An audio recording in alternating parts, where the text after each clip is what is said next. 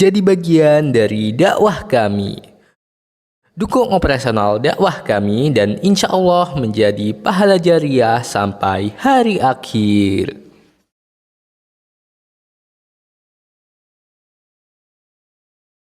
Mungkin ketika membahas di masjid yang lain. Nah, ausani Rasulullah sallallahu alaihi wasallam bitis'in. Rasulullah sallallahu alaihi wasallam memberikan wasiat kepadaku. Di antara wasiatnya adalah yang pertama, la tusyrik billahi wa in quti'ta aw hurrikta.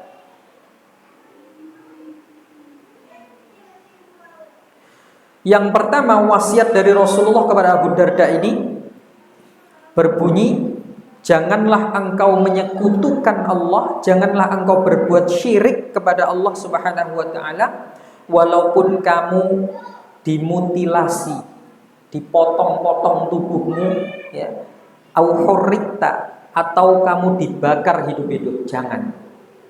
Jangan sampai mensekutukan Allah. Ini saking bahayanya jamaah yang dirahmati Allah, sehingga Rasulullah menganggap dimutilasi dan dibakar hidup-hidup itu masih tidak sebanding dengan perbuatan syirik, dengan hukuman yang diberikan dari orang yang melakukan perbuatan syirik. Ini saking bahayanya syirik. Sampai-sampai kita dimutilasi atau dibakar hidup-hidup itu jauh lebih baik daripada kita melakukan dosa syirik. Ini diwanti-wanti betul kita sebagai umat Islam oleh Rasulullah. La tusyrik billah wa in quti'ta aw hurrikta. Jangan sampai kamu menyekutukan Allah. Jangan sekali-kali kamu menyekutukan Allah, membuat tandingan bagi Allah, ya, dalam hal peribadatan. Jangan sekali-kali kamu memperuntukkan ibadahmu, ibadah apapun itu, kepada selain Allah. Contoh ibadah, menyembelih. Menyembelih itu adalah ibadah. Sehingga ketika kita mengetahui menyembelih itu adalah ibadah, maka kita harus memperuntukkan sesembelihan kita itu hanya kepada Allah. Hanya Allah Subhanahu wa ta'ala semata yang berhak menerima pengorbanan kita berupa sesembelihan itu. Gak boleh kemudian kita menyembelih untuk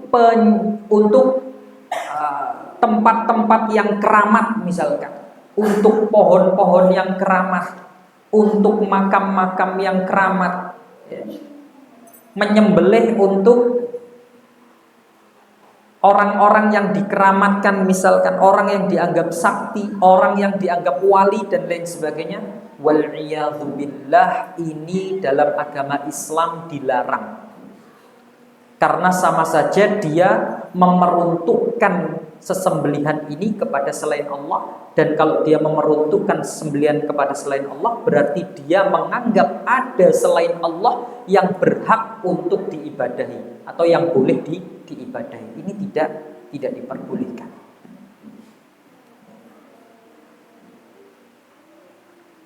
Jadi semua bentuk jenis ibadah harus kita berikan kepada Allah Subhanahu wa ta'ala.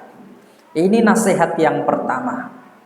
Nasihat yang kedua yang diberikan Rasulullah kepada Abu Darda adalah wala tatrukanna sholatal maktubata muta'ammidan. Janganlah kamu meninggalkan sholat maktubah. Sholat maktubah itu sholat fardu 5 waktu, muta'ammidan, dengan sengaja. Jadi nggak boleh kita secara sadar meninggalkan sholat fardu 5 waktu, apapun kondisinya. Entah kita dalam keadaan sehat maupun sakit, entah kita dalam keadaan senang maupun sulit, tetap kita harus menjaga sholat kita. Walaupun kita dalam kondisi sakit sekalipun, sehingga Rasulullah SAW dalam sebuah hadis mengatakan, kalau kita tidak mampu sholat dengan berdiri, maka silahkan sholat dengan duduk. Kalau dengan duduk nggak mampu, maka dengan berbaring. Kalau berbaring tidak mampu, misalkan badannya lumpuh total, tidak mampu digerakkan sama sekali, maka sholatlah menggunakan isyarat mata. Kalau tidak mampu, maka menggunakan hati kita niatkan. Sekarang ini takbir, Allahu Akbar. Kemudian membaca Al-Fatihah, membaca surat. Kemudian diniatkan untuk ruku, Allahu Akbar, baca doa ruku. Kemudian Sami Allahu liman hamidah, baca doa i'tidal. Semampu kita. Itu. Saking pentingnya perkara sholat ini. Jangan ditinggalkan. Karena sholat ini adalah tiangnya agama. Kalau tiang ini tidak kita lakukan, tiang ini tidak kita jaga, maka rubuh agama kita, rusak agama kita. Jadi sangat aneh sekali ketika ada orang yang mengaku dirinya muslim, beragama Islam, tapi dia tidak sholat. Ini bahaya, jangan diterus-teruskan. Ya. Segera bertaubat kepada Allah dan kemudian segera perbaiki diri kita. Para ulama bahkan ada sebagian mereka itu yang memberikan, yang menghukumi dengan tegas dan keras terhadap masalah sholat ini. Sehingga sebahagian dari mereka mengatakan orang yang meninggalkan sholat dengan sengaja, sholat wajib dengan sengaja, dia tahu nih waktunya sholat, dia ingat sekarang waktunya sholat, tapi sengaja dia tidak sholat, dia sibuk dengan pekerjaannya, sibuk dengan kesibukannya, maka dihukumi orang tersebut keluar dari agama Islam dan harus mengulang syahadatnya kembali. Sebagian ulama ada yang sampai berpendapat seperti itu karena pentingnya mereka menganggap masalah sholat ini, supaya sholat ini tidak diremehkan. Ya. Bayangkan. Namun nyatanya banyak saudara-saudara kita umat Islam yang masih meremehkan sholat, yang tidak mengerjakan sholat dan lain sebagainya. Semoga mereka melakukan hal itu karena ketidaktahuannya, sehingga kemudian kita yang sudah tahu ini mempunyai kewajiban untuk apa? Untuk memberitahu, untuk menyampaikan. Kalau ada saudaranya masih lalai dalam meninggalkan sholat, ajak mereka sholat, ingatkan untuk sholat. Ya. Kalau ada anggota keluarganya masih ada yang tidak melakukan sholat, ajak sholat. Terutama kita sebagai kepala rumah tangga mempunyai kewajiban yang besar untuk mengajak dan menyelamatkan keluarga kita dari api neraka, sehingga kita harus mengajak anak istri kita untuk melakukan ibadah sholat. Jangan kemudian kita sholat sendiri, istri dibiarkan tidak sholat, anak dibiarkan tidak sholat. Jangan mau ke surga sendirian tanpa mengajak keluarga kita. Dan nanti ketika kita mengabaikan ini di akhirat, kita akan diminta tanggung jawab sebagai kepala rumah tangga. Kenapa kamu tidak mengajak istrimu? Kenapa kamu tidak mengajak anakmu untuk melakukan sholat?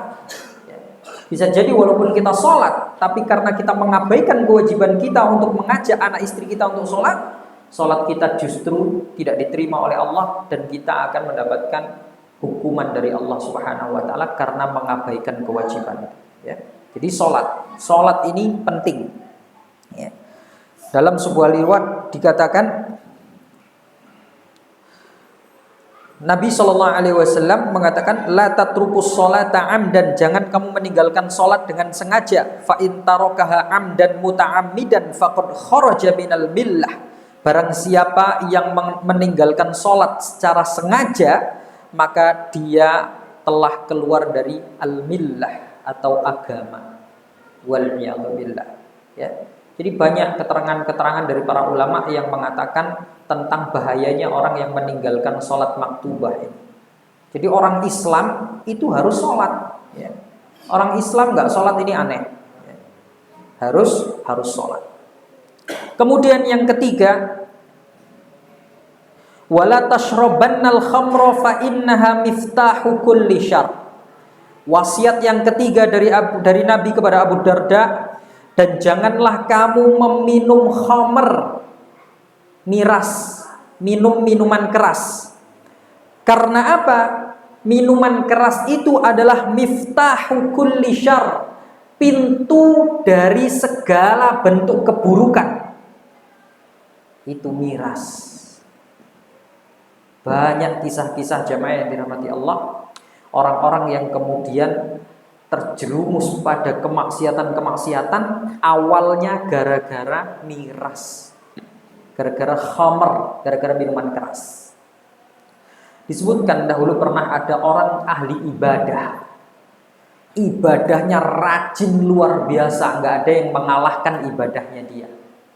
Sampai-sampai kemudian setan ini membuat challenge kepada sesama syaitan.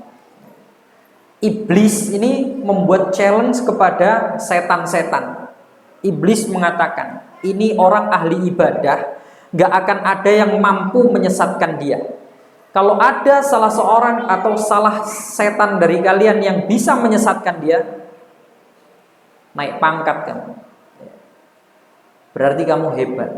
Akhirnya ada satu setan ini, kemudian dia bersedia untuk menerima tantangan dari si iblis ini untuk menyesatkan sang ahli ibadah. Ahli ibadah ini dia mempunyai semacam, kalau bahasa kita sekarang, pesantren. Punya pesantren, muridnya sangat banyak sekali.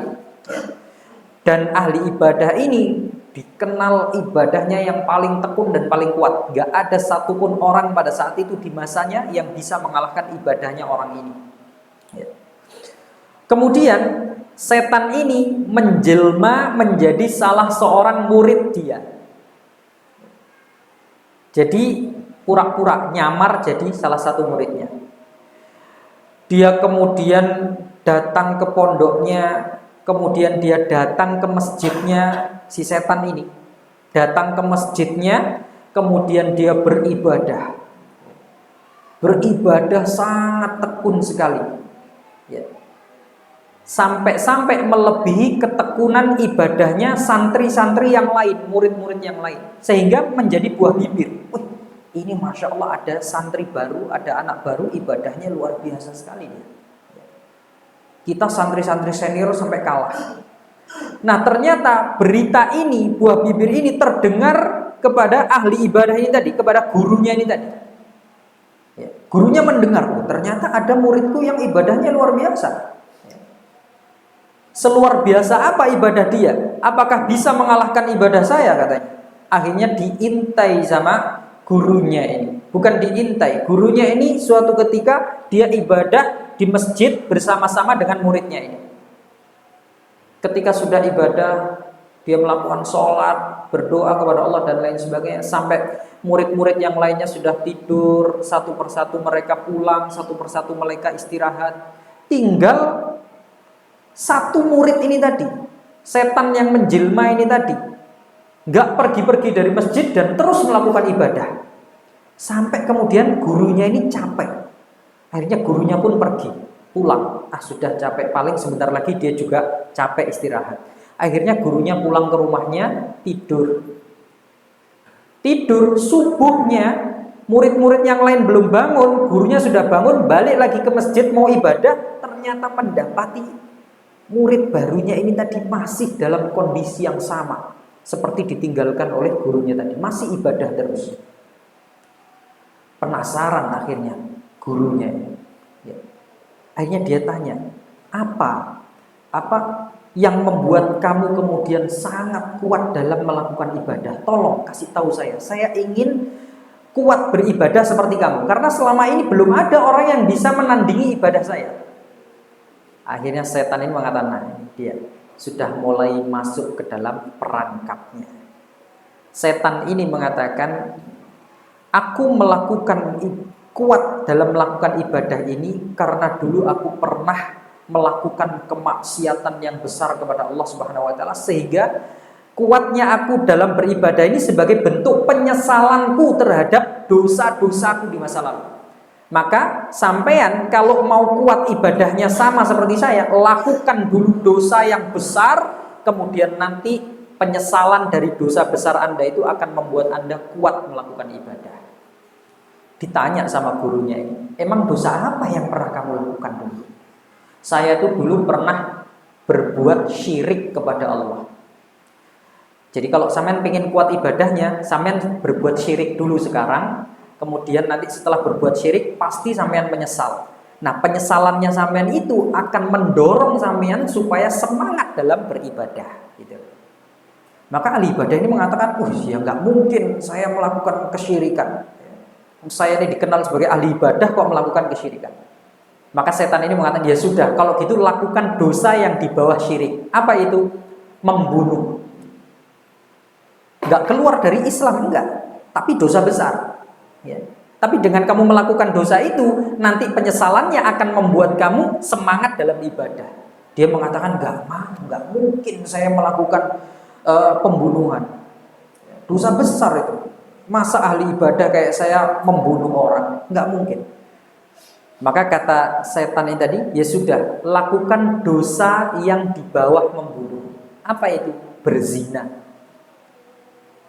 Berzina itu tidak merugikan orang lain, cuman kamu tok yang rugi.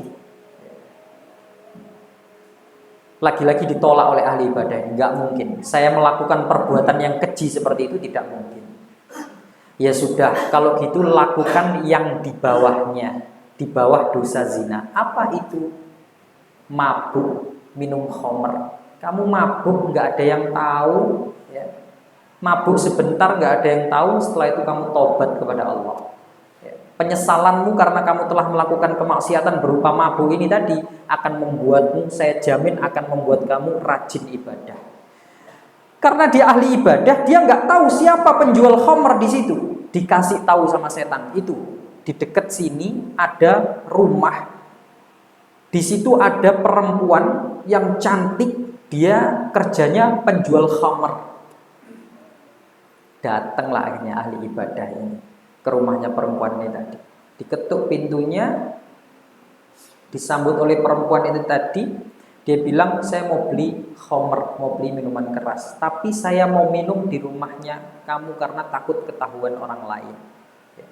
Qadarullah, suaminya perempuan itu sedang tidak ada di rumah. Akhirnya sudah, dia masuk situ, beli khamr, minum. Karena dia nggak pernah mabuk, ya, nggak pernah minum khamr, baru minum sedikit langsung hilang sadarnya. Nggak sadar, nggak bisa berbuat apa-apa. Akhirnya tindakannya tidak terkendali. Dia melihat di hadapannya ada wanita yang cantik, sedangkan dia dalam kondisi mabuk. Akhirnya dia ajak wanita tersebut wal'iyadzubillah untuk berzina. Ketika sedang berzina, suaminya tiba-tiba masuk rumah, datang. Dia panik, suaminya dibunuh. Karena khamr, akhirnya dia melakukan dosa-dosa yang tadinya tidak mau dia kerjakan. Karena awalnya minum khamr, akhirnya dia melakukan zina, kemudian dia membunuh orang, dan kemudian dia ditangkap oleh masyarakat, mau diadili. Ketika mau diadili, datang lagi setan yang membisikkan dia tadi, yang menyuruh dia tadi untuk minum khamr itu datang lagi kepada ahli ibadah ini. Dia menawarkan, saya bisa menyelamatkan Anda dari sini dengan satu syarat. Apa syaratnya? Supaya saya tidak dibunuh di sini. Syaratnya, kamu sekutukan dulu Allah, pasti akan saya selamatkan kamu. Benar, dia menyekutukan Allah akhirnya. Ya. Dia murtad dari agama Islam, dari agamanya. Setelah dia murtad, setan itu pergi sambil tertawa bahagia. Berhasil dia menyesatkan ahli ibadah yang tidak ada satu setan pun yang menyesatkan dia. Berawal dari khamr, makanya bahaya sekali. Kata Rasulullah SAW, kemudian beliau mengatakan, ya, wala tashrabannal khamra, jangan sekali-kali kamu menenggak minuman keras, fa innaha miftahu kulli syarr, karena itu adalah pintu dari perbuatan-perbuatan yang jahat. Dan ini benar, banyak contohnya. Dan memang Rasulullah itu kalau berkata bukan berdasarkan hawa nafsunya, tapi berdasarkan wahyu dari Allah Subhanahu wa taala. Kemudian yang berikutnya, wasiat yang berikutnya adalah wa ati' walidayka wa in amaraka an takhruja min dunyaka fakhruj lahuma. Ini poin pembahasan kita. Ya. Beliau mengatakan, Rasulullah mengatakan, dan taatilah kedua orang tuamu. Walaupun seandainya orang tuamu itu menyuruhmu untuk meninggalkan duniamu, maka tinggalkan dia. Para ulama mengatakan meninggalkan duniamu di sini maksudnya meninggalkan kepentingan pribadi anak itu. Kalau orang tuamu yang menyuruh, maka tinggalkan dia. Ya. Orang tua kita membutuhkan kita, tapi kita sedang ada pekerjaan, maka tinggalkan pekerjaan itu untuk orang tua. Kita sedang kerja, misalkan di luar kota, ya. Kemudian orang tua sangat membutuhkan kita, nak pulang, ya. Nak balio, nak. Ibu butuh sama kamu. Ya. Sedangkan dia sedang mempunyai job, sedang mempunyai pekerjaan di luar, maka tinggalkan untuk orang tua, demi orang tua kita. Ini nasihat dari Nabi. Ya. Saking besarnya hak orang tua yang harus ditunaikan oleh anak, sampai-sampai mengalahkan kepentingan pribadi anak itu. Makanya ada kisah, saya punya kawan di Arab itu ya. Dia kerja di Saudi. Dia punya teman orang Saudi. Kerjanya itu, Masya Allah, kerjanya biasa sekali. Nggak kayak orang-orang luar yang datang ke sana kalau kerja itu seriusnya, Masya Allah. Orang Saudi kerja, dia pernah punya kawan, nggak masuk. Padahal bosnya itu, dia menempati tempat yang sentral di perusahaan itu. Dan bosnya pada saat itu sangat membutuhkan orang ini. Ya. Ada klien atau lain sebagainya. Pokoknya butuh sekali sama orang ini. Dan dia hari itu sedang nggak masuk. Ditelepon sama bosnya, kamu kemana kok nggak masuk? Saya nggak boleh kerja sama orang tua saya. Jawabannya simple banget. Maaf bos, saya nggak boleh kerja sama orang tua saya hari ini. Orang tua saya lagi butuh. Coba perasaan kita sebagai bos gimana? Kamu ini sudah punya komitmen sama saya kerja di sini. Gara-gara orang tuamu tiba-tiba meninggalkan. Pasti kalau kita di posisi bosnya ya, muring-muring. Kata bosnya, saya butuh kamu sekarang. Maaf bos, orang tua saya lebih penting bagi saya daripada pekerjaan. Silahkan kalau Anda mau pecat saya, silahkan. Sampai dia mengatakan demikian. Ya, kawan saya yang bercerita yang bekerja di Saudi sana, Masya Allah. Jadi dia kayak nggak butuh dengan pekerjaan. Yang penting orang tuanya. Ya, dan memang seperti itulah. Ya, kita memang dituntut seperti itu dalam agama ini. Ya, walaupun itu kadang memang berat. Ya, berat. Tapi seperti itulah tuntunan dari agama kita yang mulia ini. Karena besarnya hak kedua orang tua yang harus kita tunaikan. Kemudian berikutnya wala tunazi'anna wulatal amr. Jangan sekali-kali kamu memberontak kepada penguasa. Wa in ra'aita annaka anta, walaupun kamu menganggap bahwa dirimu itu benar dan penguasamu itu salah. Tidak boleh kita memberontak kepada penguasa. Dosa besar dan itu bukan termasuk akidah Ahlussunnah. Wala tafirru minaz zahfi. Jangan kamu lari dari medan perang. Wa in halakta wa farra ashabak. Walaupun kamu dibunuh atau ditinggal lari oleh teman-temanmu. Ya. Jadi kalau sudah berhadapan dengan musuh di medan perang, haram hukumnya kita lari meninggalkan medan perang, kabur untuk meninggalkan medan perang ini haram. Kecuali mundur untuk mengatur strategi boleh. Tapi kalau lari karena ketakutan maka haram. Lebih baik kita mati di medan perang dan kita akan menjadi orang yang syahid. Kemudian kata Rasulullah SAW, wa anfik min taulika ala ahlik. Ya. Berinfaklah sesuai kemampuanmu kepada keluargamu. Ya, kita disuruh bertanggung jawab kepada keluarga kita. Wala tarfa' asaka an ahlik. Jangan kamu berbuat kasar kepada keluargamu, suka memukul istri, suka memukul anak. Ini perbuatan yang dilarang dalam agama Islam. Wa akhifhum fillahi azza wa jalla. Dan ringankanlah beban keluargamu karena Allah Subhanahu wa ta'ala. Artinya ketika kita mencari nafkah, ketika kita bekerja untuk anak istri, maka niatkan pekerjaan kita itu karena Allah Subhanahu wa ta'ala. Niatkan supaya mendapatkan pahala dari Allah, sehingga pekerjaan yang tadinya mubah itu bisa menjadi ibadah dan bisa mendatangkan pahala bagi kita. Itu wasiat yang diberikan oleh Rasulullah SAW kepada Abu Darda, dan tentunya nasihat-nasihat ini sangat berharga dan berarti bagi kita semua, dan ini bisa kita terapkan dalam kehidupan sehari-hari kita. Poinnya adalah yang berkaitan dengan bab kita, taati kedua orang tua, turuti kemauan mereka selama kemauan mereka tidak bertentangan dengan syariat dan tidak melanggar agama. Walaupun perintah mereka itu ternyata membuat kita harus meninggalkan kepentingan pribadi kita, maka dahulukan orang tua, maka insya Allah Allah Subhanahu wa Ta'ala akan menggantikan kebaikan bagi kita karena kita meninggalkan sesuatu perkara karena taat kepada Allah Subhanahu wa Ta'ala. Demikian kiranya apa yang bisa saya sampaikan. Sudah isya. Baik, barakallahu fikum. Kurang lebihnya saya mohon maaf. Insya Allah kita akan lanjutkan kajian ini pada kesempatan yang akan datang. Karena waktu yang sudah habis, kita akhiri dengan doa kafaratul majlis. Subhanakallahumma wa bihamdik, asyhadu an la ilaha illa anta, astaghfiruka wa atubu ilaik. Wassalamualaikum warahmatullahi wabarakatuh.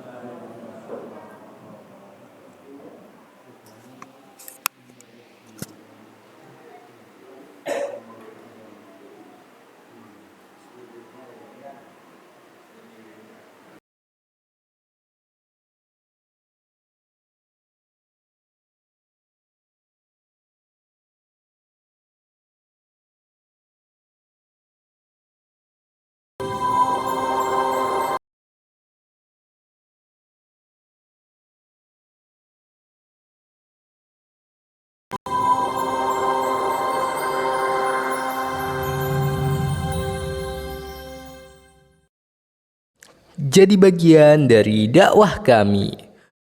Dukung operasional dakwah kami dan insya Allah menjadi pahala jariah sampai hari akhir.